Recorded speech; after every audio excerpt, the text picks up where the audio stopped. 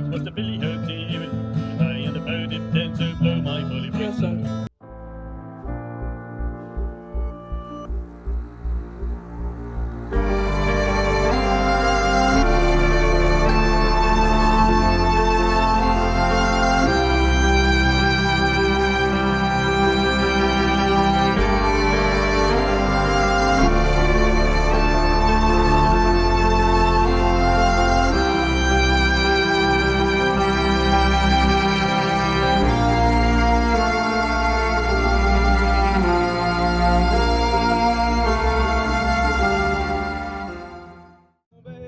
On chante encore sur les violons, au bistrot sur l'accordéon. C'est pas la vieille qui te fait pleurer, mais l'accordéon du vieux Joe envoie le vieil air du matelot, fout des embruns au fond des yeux, et que ça te reprend chaque fois qu'il pleut. Well, so welcome aboard Ruth. Ruth in Swedish, because this boat was built in 1914 in Sweden as a Baltic feeder. Then she was transformed to carry passengers in the early 60s.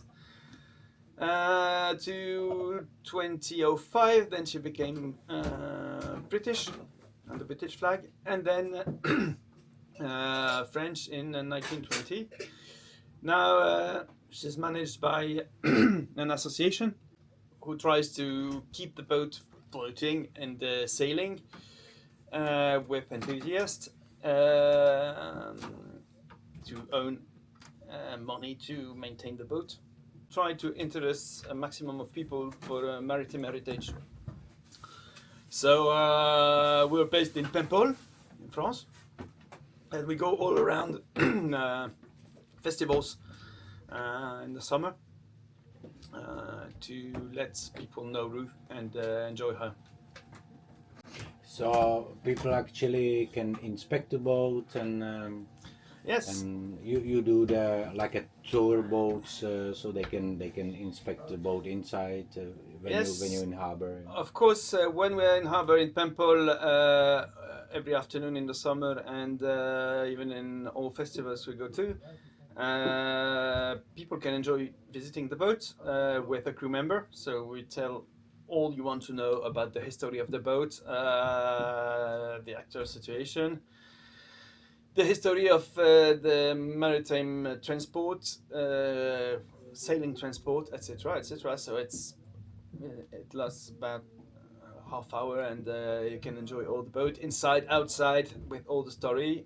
Meet the crew member, talk with him. It's all the people who are doing that are really happy. So that's the workshop of the boat. I see the anchor chains here as well. Yeah. And Alex told me he wanted this place to be his room on the boat. Yeah, that's my favorite place, and of course engine room. Yeah, we have crew cabin, so 2 persons can sleep here, or 2 person can sleep here as well. Yeah, it's huge place compared to small boat. Yeah, and another 2 person can sleep here. All things happening here when you have bad weather. Yeah. Yeah, and when we're in the harbor, in the anchorage, it's there we play music. It's there we talk. It's there we Nice. the best place. And that's the galley of the boat. That's the galley.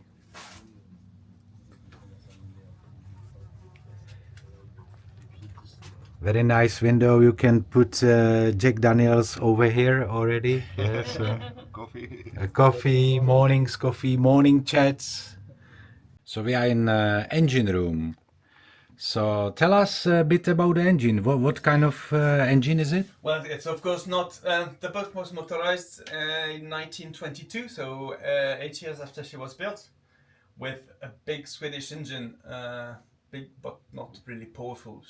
The first engine was only 20 horsepower, monocylinder. The engine is quite bigger. It's a Perkins engine from 2013, and it's 135 horsepower. So quite better, but not a lot for a 100 tons boat. It's quite light sometimes, but it works. Boat is weighing 100 tons then. Oh my god. I think it can be sometimes tricky to pull out the boat from the water, no? Not every crane can lift the boat. Not every crane. In really few harbor we can put the boat out of water. We need to do it, but it's really expensive, so now we can't. The money less. We would like to do it every 2 years to change the notes, to check the hull, to check the propeller, etc., etc. So how many liters you can carry on boat? 1,500, 1,500, and 1,000 here. So Okay. 4,000 liters. We never fill it full because we don't use it in the fuel routes, and it's really expensive. And the routes is for sailing, of course. So And of course you're it's for using sailing. diesel as support to harbors, and yeah. And when there's really no wind, like as when we came from Pampol, we had no wind, so we had to run a little bit the engine, but not the best solution. But it doesn't take too much, no? No, It's quite efficient it's engine, quite no? efficient. It's about 7 liters per hour. It's around 1,700 RPM. Compared to weight and the size of the boat. Yeah, and this motor speed, the boat goes about 5 knots, 4.5 or 5 knots. Nice. We on helm, the steering wheel, and what kind of equipment actually Ruth have? Not a lot, and not really modern. Of course, the compass, really accurate Swedish compass, really good Swedish compass. We have another compass, which is less accurate, a tiny radar, but we don't use it a lot. VHF, of course, and how do you say? Depth sounder? Depth sounder, yeah. And GPS position. And GPS position, yes. GPS sounder is supposed to find fish, but don't know how to use it. Yeah, I don't mind. We have exactly same. So fish, they beeping, but we never saw the fish. You know? And I never fish a ship, fish a fish. So I'm a very bad fisherman. That's the view from the helm. You see almost nothing when you arrive in a harbor. The crew members in the So you have support on stern, and they guide you on. Yeah, they guide me because at 40 meters at the ship I can't see. I can understand it must be difficult to maneuver in tiny harbors. It is. Yeah. But really often the harbor can support us with the dinghy or. Here is a captain room when he's on duty and when he's got crew on board. So that's the captain's room. We keep it private. We have one special feature in this boat, Alex and is this is completely unique. crazy about it because he loves the Captain Jack Sparrow, and he touched this mast in the Pirate of the Caribbean #2. So this mast was in movie on second part of the movie, yeah, Pirate of Caribbean. Oh my God, it's a real pirate mizzen mast. Indeed. So this mast was built only to record the movie. Yeah. And then somehow he become on board to work on the Ruth. Yeah, it's amazing. It's really part of history. Only for this reason you must come and visit the boat. Yes, and touch the mizzen mast and just smell the Caribbean rum. And okay, so it's a gaff frigate as well. Yeah. Yeah. So you have main gaff, you have mizzen mast. Yeah, top mast, main, top mizzen also, and 4 jibs. I can't remember the names in English. And 4 jibs, yeah. The flying jib, jib, outer jib, and the 4th one I can't remember the name in English.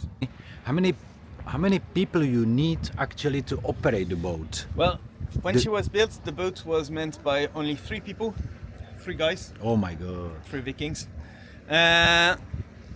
Now it's good to be around 4, 6. It's quite better. So 4-6 crew. Yeah, we can save the boat with 4 people, but it's very tiring, so 6 Yeah. is better. It's very tough work. Yeah. As every gaff. You said how old is it? I don't really know. I think it was refitted in the 80s. 80s. Yeah. Oh my god. And still in 80s and 90s. still in very good shape. Yeah. Yeah. I like the sides, the rails, and it's very safe, no? Yeah, it is. It is. Even when the sea is a bit rough, so Yeah. it's very safe to walk on boat. And that's the main mast. Yeah. He's not from Caribbean, no? It's original. Huh? No, it was fitted on the boat in 2011 after the boat demasted the gale. Hmm.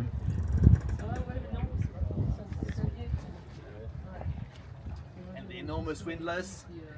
The very nice windlass, the old-fashioned, Yeah. yeah, with Only the, by hand. everything operated by hand, with a clutch and brake And cranks. and cranks. And crew members.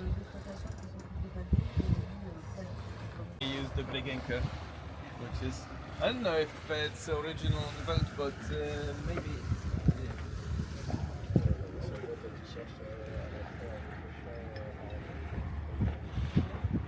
And she holding good, no? Mm-hmm. She's holding good, no? Yeah, she's holding quite good, yes. Yes, and then you have 4 sheets. Yeah. So everything is operable from From the deck, you can from the operate deck? everything from the deck. You don't need to climb there only when you cover the sails, Only right? when it's jammed, and it's often jammed, but normally it doesn't jam, and we can operate everything from the deck. It's quite safe.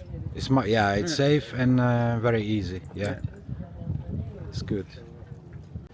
Let's say 70s, 80s, 90s. They used exactly same type of. This is clipper canvas. The name of the fabric is clipper canvas.